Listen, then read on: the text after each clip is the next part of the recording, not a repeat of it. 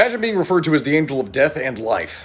If you were, then you might just be Fritz Haber. Now at first glance, you might not recognize who exactly this man is, but it is very likely that he is the very reason for your existence today. The reason being is that he is the one responsible for developing the HobberBosch process.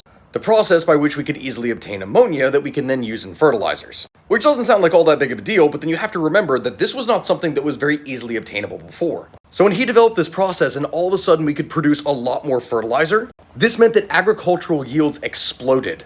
All across the world, populations that at one point were on the verge of starvation now had an abundance of food supply.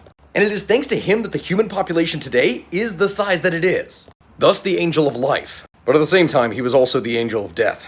Back during World War I, in the middle of trench warfare, he was a scientist on the German side, specifically working for the development of chemical weapons, and is actually the man who would lead the team that would go on to create chlorine gas. Millions would die because of his weapons, but potentially billions would be saved as well. He was a man of science.